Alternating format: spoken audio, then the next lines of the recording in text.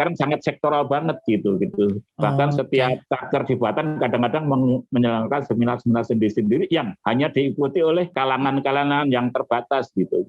Kalau misalnya Japan Nuclear Society, American Nuclear Society, saya kira mendapatkan sponsor-sponsor dari industri nuklir yang cukup banyak gitu. Nah, kondisi industri nuklir di Indonesia kan belum sedemikian seperti di Jepang dan di US gitu. Status Badan Hukum HIMNI itu kan organisasi independen, organisasi kemasyarakatan ya. Jadi harusnya fleksibel lah, punya kedekatan dengan birokrasi, punya kedekatan dengan masyarakat juga gitu.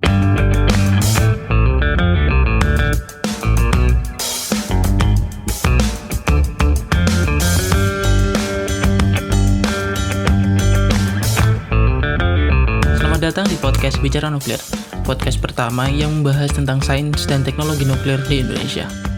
Di season ini, kita akan ngobrol dengan lebih banyak ahli dengan topik yang lebih luas dan lebih far-reaching daripada sebelumnya. Kita akan gali lebih dalam tentang topik-topik nuklir, baik yang umum maupun yang belum familiar di tengah masyarakat. Jadi stay tuned and let's get radiated.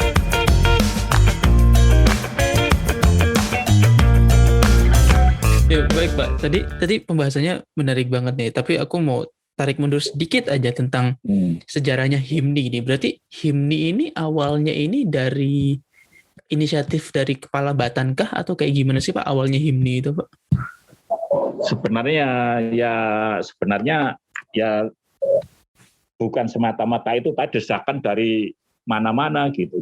Jadi justru yang sponsor awalnya itu inisiator ya, bukan sponsornya. Inisiator awalnya itu memang ada suara saya, ayo dibikin organisasi yang itu. Nah, kan istilah orang Jawa itu tumbuh oleh tutup. Jadi klub lah gitu. Apa artinya kami punya cita-cita kepingin membuat secara saintifik punya organisasi seperti Japan Nuclear Society kan. Oke. Nah, dari aspek intinya dari partai kawan-kawan di Batan, sejak di Jepang pun saya udah bikin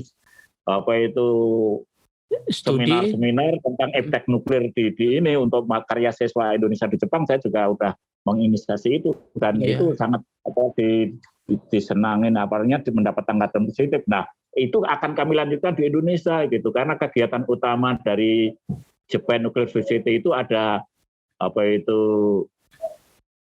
seminar tahunan yang mengumpulkan seluruh ahli-ahli nuklir, seluruh pelaku-pelaku riset nuklir jadi satu untuk mempresentasikan hasil litbangnya gitu. Itu cita-cita saya gitu sebenarnya gitu. Yang sampai sekarang belum begitu kesampaian.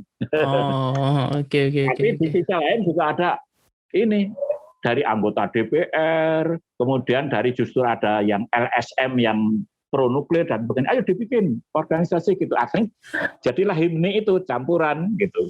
Nah, kami tentu saja kami dapat restu juga dari pimpinan Batan saat itu. Oke, berarti awalnya itu bermula dari desakan tentang kayak kita perlu untuk kayak ada LSM lingkungan namanya PIPLI dulu ada PIPLI gitu. Ketuanya itu Pak Ilhami Ilyas gitu. Nah, itu ikut gabung. Kemudian komisi yang membidangi nuklir itu ada gabung, ada Pak Markus Lauran. Komisi maksudnya komisi DPR RI, Pak? Ya, komisi DPR RI itu dulu komisinya bukan komisi 7 kalau nggak salah, tapi komisi berapa itu? 10 atau 9 atau 10 gitu.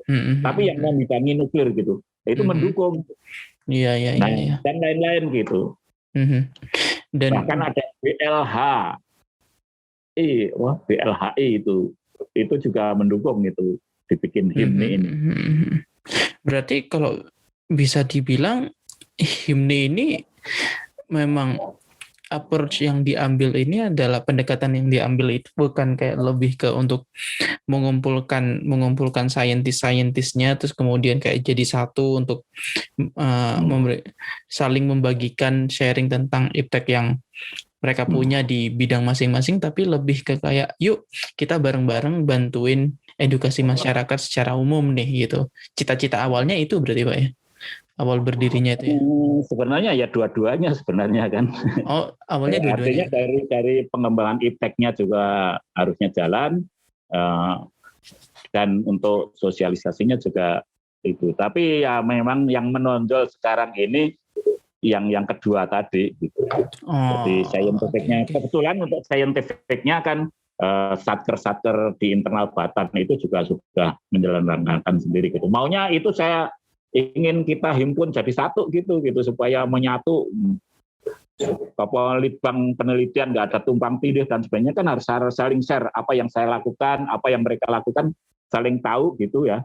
Itu ini. Nah sekarang memang sangat sektoral banget gitu. Bahkan Oh, setiap oke. satker di Batan kadang-kadang menjalankan seminar-seminar sendiri-sendiri yang hanya diikuti oleh kalangan-kalangan yang terbatas gitu. Kami maunya mendirikan HIMNI juga untuk menampung itu gitu. Tapi sampai sekarang terus terang belum kesampaian, Mas. Hmm. Itu Gitu. kira-kira kendalanya kenapa, Pak ya? Yang Maksudnya kedalaman ini. yang kenapa yang bagian saintifiknya itu masih belum kejadian gitu? Apakah ego, ya mohon maaf kalau kata-katanya agak itu ya agak dalam, cuman apakah ego sektoral di masing-masing satuan kerja Batankah, atau memang kayak masih belum ada koordinasi yang cukup baik, atau kayak gimana Pak? Soalnya saya jujur gini Pak, saya kan memang S2 di Amerika, saya juga saya juga terekspos dengan ANS, American Nuclear Society, dan saya kagum dan saya ingin gitu sebenarnya kayak HIMNI itu kayak ANS gitu, kayak tiap tahun ada annual meeting, ada meeting tahunan, tapi juga mereka juga ada outreach, juga ada pendampingan kayak mereka ada pendampingan ke anak-anak yang SD, SMP, SMA, ada yang ke profesional muda gitu-gitu. Tapi yang saya lihat itu HIMNI itu yang approach ini aja gitu, yang saintifiknya itu belum, masalahnya itu di mana gitu Pak? Cocok itu dengan saya itu, Mas. Jadi Mas Harun mestinya ikut dukung HIMNI ya, dan generasi penerus HIMNI ini. Mudah-mudahan cita-cita saya itu terlaksana nanti kalau Mas Harun sudah bisa aktif di HIMNI di Indonesia gitu.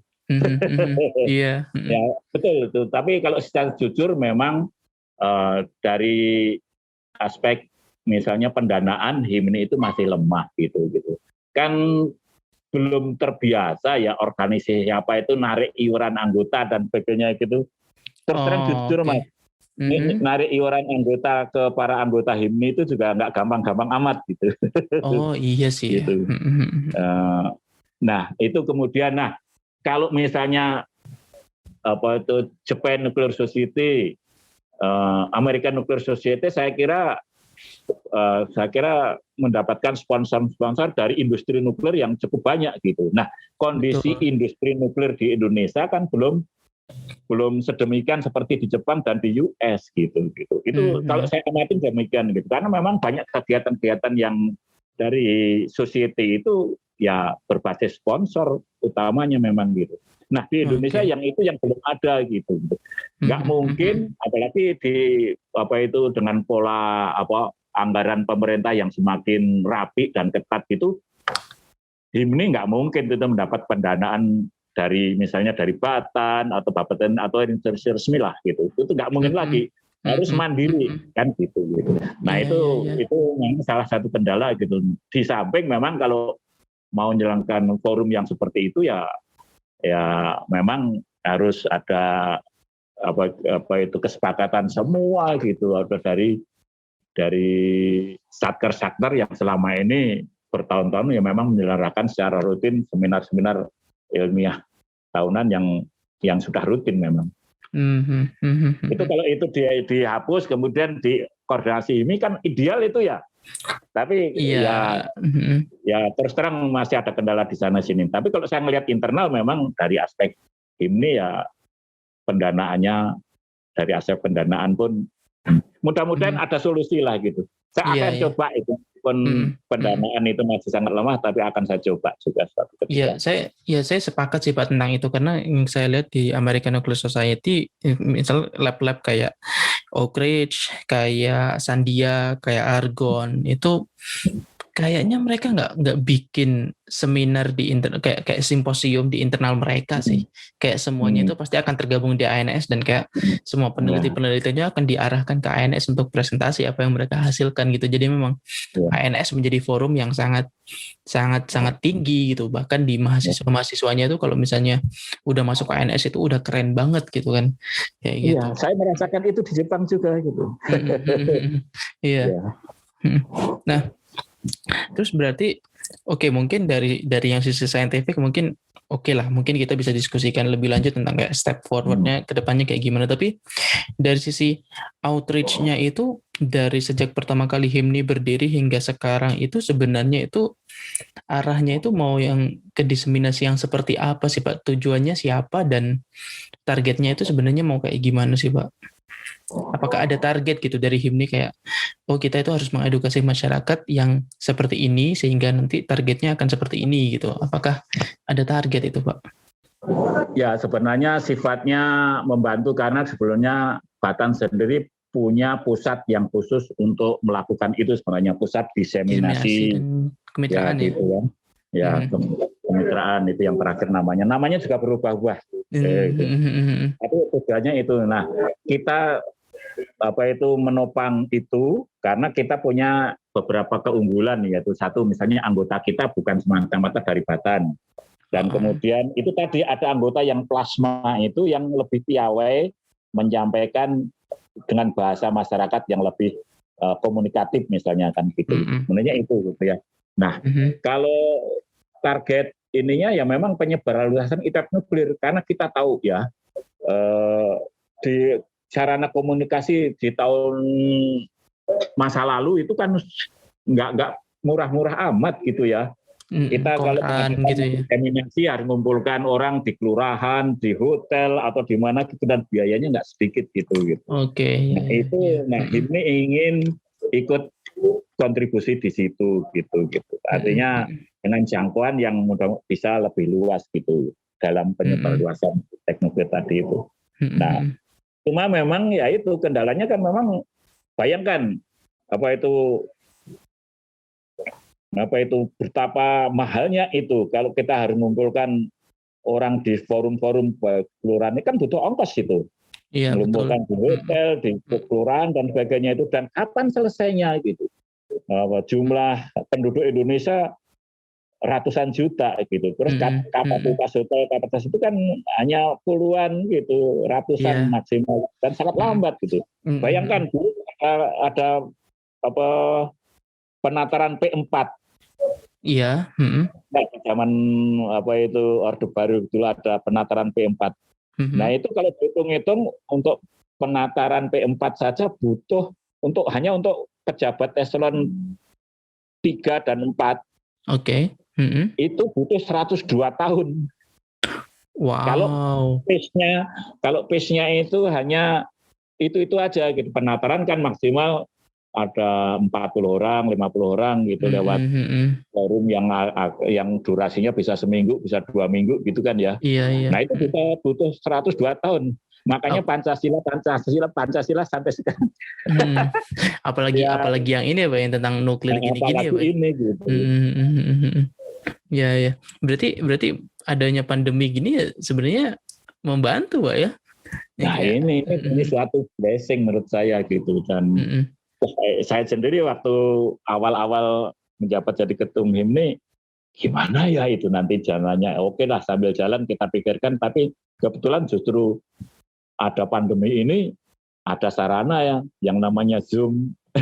Iya. Itu atau dulu sebelumnya ada juga Webex, ada Skype dan sebagainya gitu. Iya. Kok jadi populer gitu. Itu benar-benar suatu blessing gitu. Alhamdulillah sekarang kan HIMNI bisa menyerahkan webinar secara rutin seminggu sekali, plus tiap minggu. Beberapa kegiatan yang lain yang rutin itu seminggu sekali, plus masih banyak beberapa kegiatan yang lain dan lumayan. Kalau setiap webinar itu diikuti 300 orang saja, itu yang lewat Zoom maupun lewat YouTube, kali sekarang itu sudah 40. Iya. Tahun lalu bisa 35 kali, tahun ini sudah yang ke 11 atau 12 gitu. Oh iya, Lumayan udah hampir 50 kali. ya. Dan itu kan kemudian ininya apa?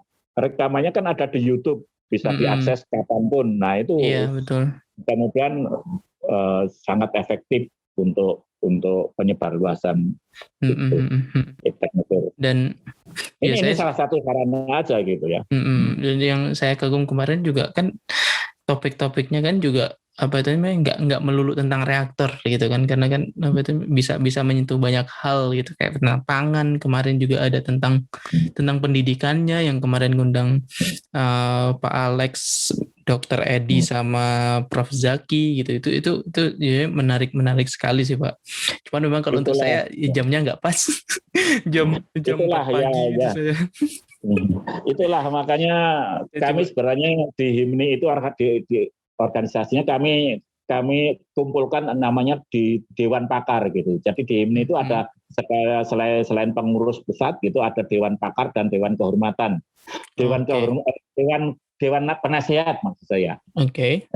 Dewan Penasehatnya itu ya terdiri atas yang relatif plasma ya. Gitu. Misalnya Pak Dubes, Pak Marketauran, politikus mana gitu, ada Bu Neti yang ahli psikologi gitu, dan sebagainya, itu ada di Dewan Penasehat. Tapi ada Dewan Pakar yang intinya itu, nah dia di Dewan Pakar itu ada yang untuk energi dan non energi. Oke.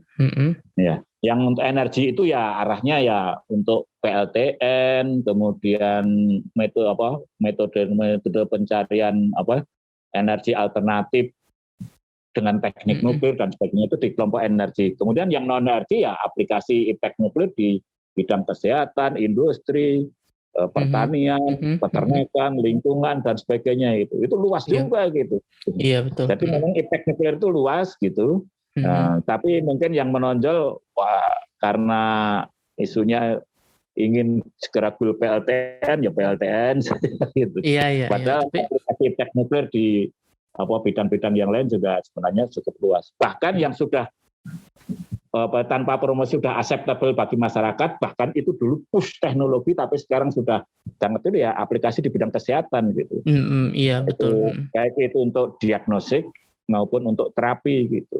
Itu diagnostik itu ilmu kedokteran nuklir itu push teknologi loh gitu. Bahkan mendorong sangat kuat sehingga alhamdulillah sekarang sudah ada rumah sakit kedokteran nuklir di Indonesia gitu. Iya dan tersebar. Gitu. Iya betul, berkembang banget. Terus ini kan yang saya dengar dari penjelasan Bapak ini kan memang semuanya itu kan dari HIMNI ke bawah kan Pak, ke masyarakat atas, ke masyarakat umum gitu kan Pak.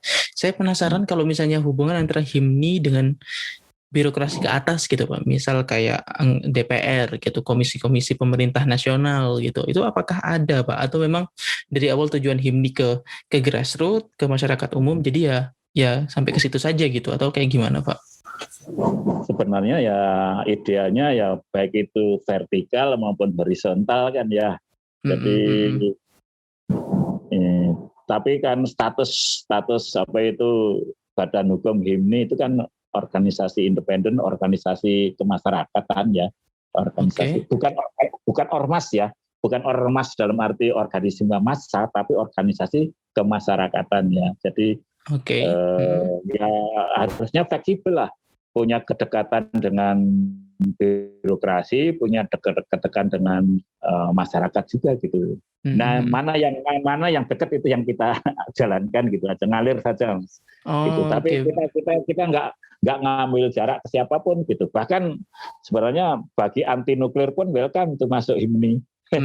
Ayo diskusi gitu. Iya, ngajak diskusi. Kenapa anti gitu? Ya gitu. Ayo itu kelemahan ini kelemahan nuklir itu di mana? Ayo kita kupas bersama gitu kan. Enak sebenarnya kalau ada forum. Iya. Dan sampai sekarang forum itu sangat jarang terjadi Pak ya, kayaknya Pak ya. Yang kayak mempertemukan antara yang anti dan yang pro nuklir gitu Pak ya. Ya, karena yang anti itu kadang-kadang ya sulit diajak bicara, itu kadang-kadang pokoknya begitu. Nah, kadang-kadang itu gitu. Iya sih. Iya. Ya. Ya kita sebenarnya kita ingin ngajak bicara apa itu teknisnya gimana dan sebagainya gitu. Dari sebagai berban ayo gimana gitu. Mana kelemahan nuklir? Mana ini kami tunjukkan kelebihannya gitu kan. Kemudian tolong tunjukkan kelemahannya gitu dan sebagainya gitu. Karena kalau kita sendiri kan subjektif ya. Iya, terlalu bias lah istilahnya. Gitu. Mungkin melihat nuklir itu yang bagus-bagus aja gitu, bias gitu ya. Nah, mungkin perlu didengar juga itu apa itu kawan-kawan yang anti nuklir gitu. Tapi jangan pokoknya gitu. Iya, siapin argumen gitu ya. Jangan dikasih pokoknya doang. Susah ngomong sama orang yang berbasis pokoknya ini. Oke, ini kita udah hampir 1 jam nih ngobrolnya Pak, nggak kerasa nih. Mau nanya mungkin ini terakhir tapi nggak tahu nih apakah nanti bisa berkembang lagi nih. Kalau dari Bapak pribadi nih, ya ini saya nggak mau himni gitu ya, nggak mau kayak membawa himni gitu, tapi mungkin dari Bapak pribadi gitu, apa sih ekspektasi Bapak itu terhadap, kan sekarang ini kan peneliti muda nuklir itu kan sebenarnya lumayan cukup banyak ya Pak ya. Ekspektasi yang kami yang lagi belajar di luar negeri itu kan lumayan banyak. Ini ekspektasi Bapak terhadap kami ini seperti apa sih Pak? Untuk ya mungkin untuk himni atau mungkin program nuklir nasional gitu. Aduh, itu ya gampang-gampang sulit jawabnya pertanyaannya, tapi jawabnya ya kan, sulit gitu. Ya kami kan butuh bimbingan gitu Pak. Dulu ketika apa itu zaman saya itu pada pulang, ada dokter, master pulang ke luar negeri hasil dari apa itu program beasiswanya Pak Habibie itu ada istilah culture shock gitu ya. Jadi begitu di Jepang, di Amerika, di Eropa itu kan mau meneliti apa saja kayaknya gampang gitu. Semua terakomodasi gitu ya.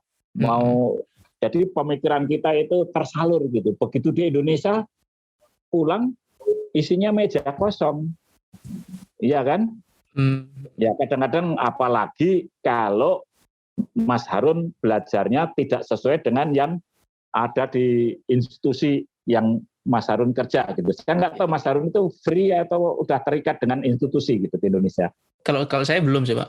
Oh belum, kita masih bebas merdeka ya. Itu belum. Tapi yang kawan-kawan yang sudah terikat institusi terus belajar di luar, kemudian balik, loh kok jadi nganggur gitu. Ada yang culture shock, ada yang kecewa gitu, ada yang kecewanya kebangetan jadi anti nuklir malah gitu. Kayak Dr.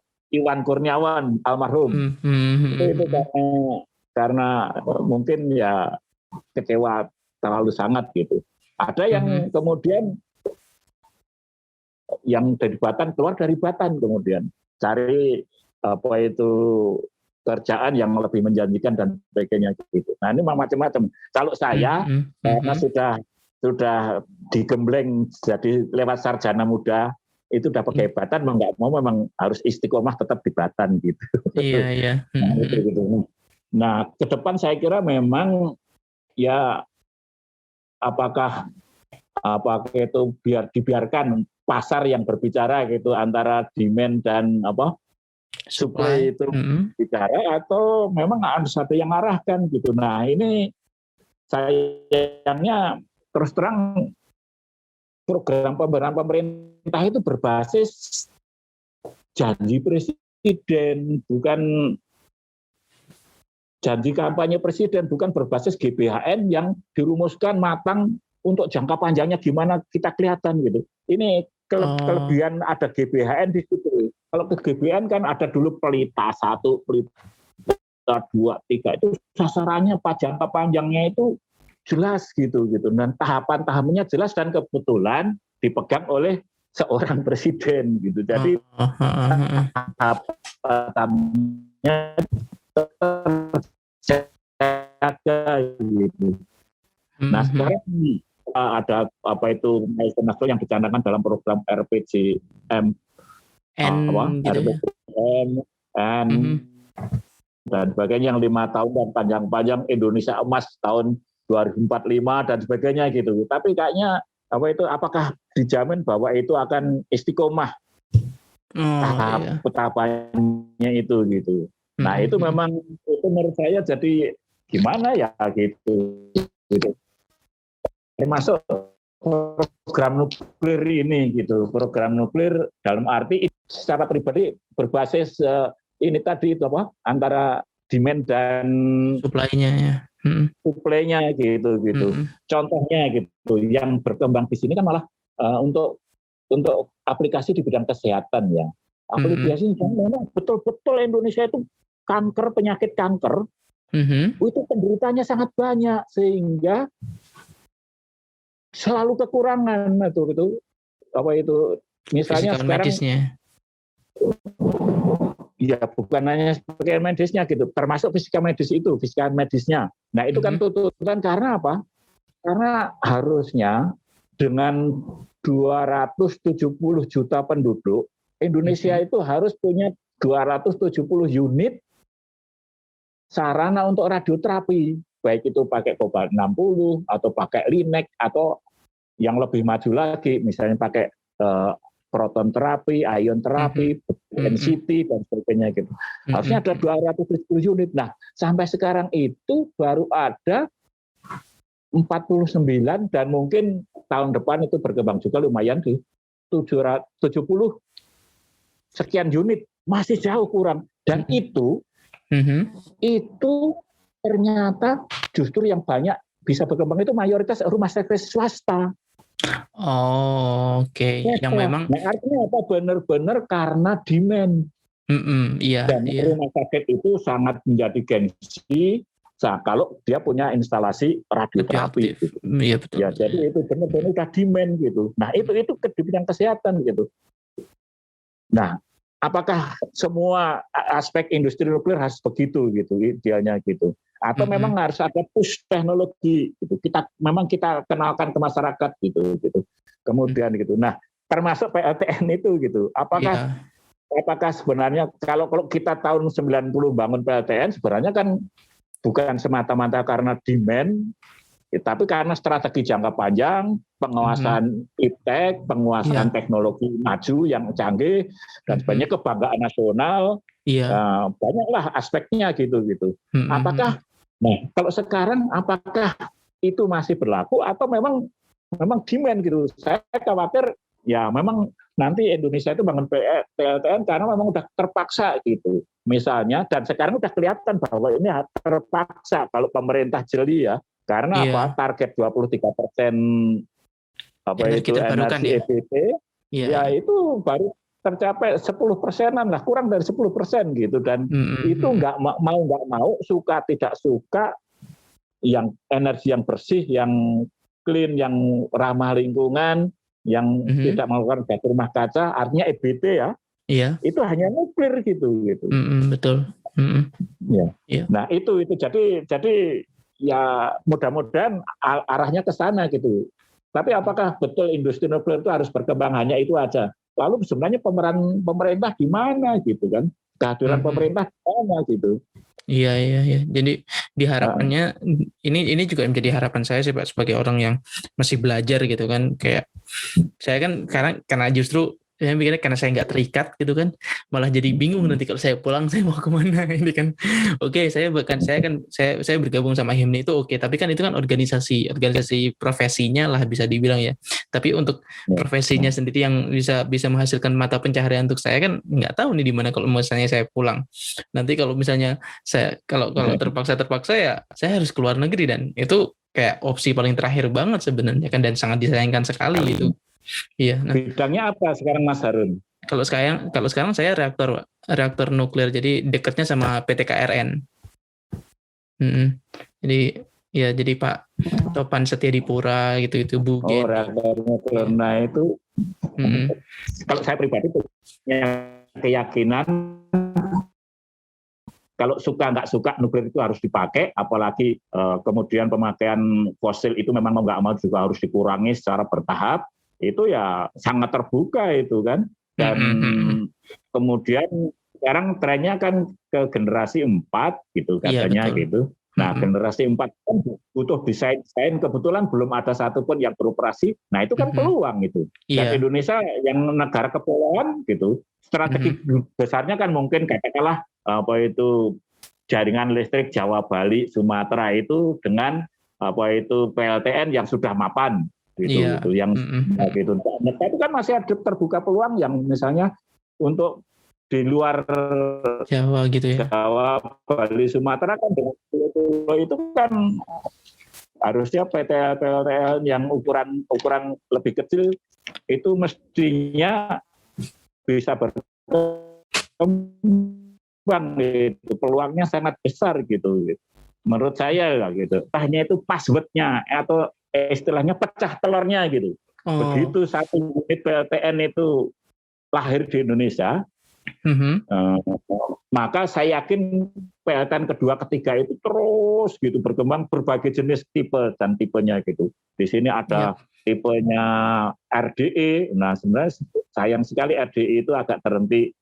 Mudah-mudahan sementara saja itu terhenti itu programnya itu satu Renstra gitu. Itu kan peluang kan startnya sama kalau hal baru ya. Generasi 4 kan minimal kita nggak ketinggalan jauh gitu. Kalau generasi sebelumnya kalau yang kita pakai ya kita tinggal pakai saja gitu. Litbangnya sedikit, porsi litbangnya sedikit. Nah, tinggal kita pakai saja gitu. Tapi kalau generasi 4 kan kita punya mudah-mudahan ya, dan saya pengalaman gitu sebenarnya mahasiswa di Indonesia di luar negeri itu nggak kalah dari aspek kepintaran, kecerdasan dan sebagainya dengan mahasiswa lain gitu. Betul. Ya, baik deh. Oke. Terima kasih banyak ini Pak Susilo karena ini exciting banget sebenarnya percakapannya dan ya jadi terima kasih banget atas kesempatan yang Bapak berikan. Terus juga dan untuk teman-teman semuanya terima kasih karena udah mendengarkan dan kita akan bertemu lagi di episode terakhir di season ini yaitu episode 14. Oke, terima kasih semuanya dan sampai jumpa. Bye bye.